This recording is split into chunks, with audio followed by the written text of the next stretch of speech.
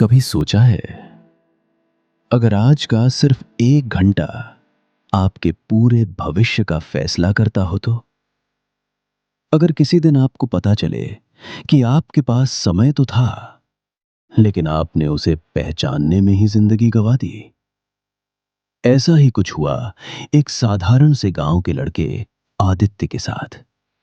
और उसकी कहानी शायद आपके कल को बदल दे। राजस्थान के एक छोटे से गांव में रहने वाला 17 साल का लड़का आदित्य हर दिन एक ही बात सुनता था। बेटा, थोड़ा पढ़ भी लिया करो, समय वापस नहीं आता।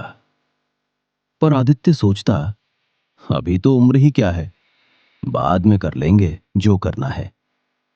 उसका पूरा ध्यान दोस्तों, मोबाइल और दिन भर की मस्ती में लगा रहता। वक्त बीत रहा था चुपचाप, और आदित्य समझ ही नहीं रहा था। एक दिन उसके गांव में एक बुजुर्ग घड़ीसाज आया। लोग उसे टाइम बाबा कहकर बुलाते थे, क्योंकि उसे समय को बेहद खास तरीके से समझाने की कला आती थी। आदित्य ने मजाक उड़ाते हुए पूछा, बाबा, ये समय वमय होता क्या है? मैं तो रोज वही करता हूं जो मन करे। बुजुर्ग मुस्कुराया और उसे एक छोटी सी रेत घड़ी पकड़ा दी। 2 शब्द बोले, इसे उल्टा करो और देखते रहो, तुम्हें जवाब मिल जाएगा। आदित्य हंसा, लेकिन फिर भी रेत घड़ी उल्टी कर दी। रेत गिरने लगी, धीरे धीरे, टिक टिक करती, हर सेकंड जैसे कुछ खो रहा हो। कुछ देर बाद उसने महसूस किया, जो रेत नीचे गिर गई, मैं चाहे जितना कोशिश करूं उसे वापस ऊपर नहीं कर सकता। उसने बाबा से कहा, यह तो बस रेत है। बाबा ने जवाब दिया, रेत तो जिंदगी है, नीचे गिरी हुई रेत, बीता हुआ समय। आदित्य पहली बार चुप हो गया। बाबा बोले, तुम्हारे गांव के किसान को याद है, अगर वो बीज समय पर न बोए तो बारिश का मौसम निकल जाता है, फिर चाहे कितना भी अच्छा बीज डालो, फसल नहीं उगती। समय का गलत इस्तेमाल अच्छे बीज को भी बर्बाद कर देता है। ये बात आदित्य के दिल में उतर रही थी।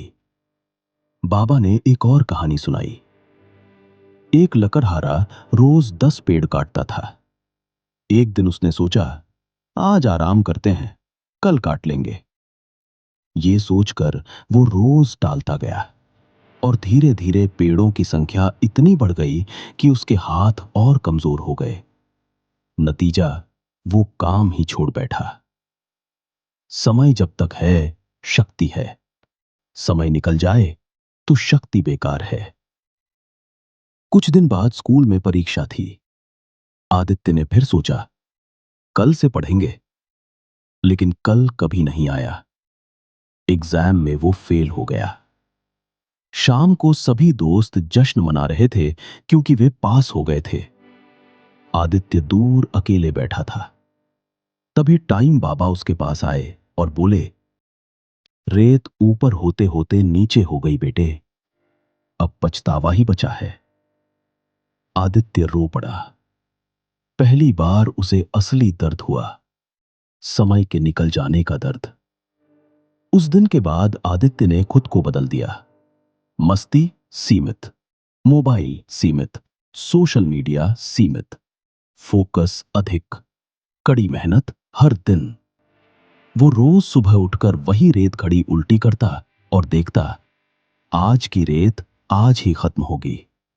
इसे मैं कैसे इस्तेमाल करता हूं, ये मेरे कल का भविष्य तय करेगा। धीरे धीरे वो अपनी क्लास का टॉपर बन गया। गांव वाले उसे देखकर प्रेरित होने लगे। कहानी के अंत में टाइम बाबा ने उससे आखिरी बात कही, बेटा, समय कभी दुश्मन नहीं होता। दुश्मन तो हमारी आदतें होती हैं, जो समय को बर्बाद करती हैं। और यही बात आदित्य ने अपनी जिंदगी का नियम बना लिया। समय की कीमत वही समझता है जो उसे खो चुका हो। लेकिन विजेता वही बनता है जो उसे खोने से पहले पहचान ले।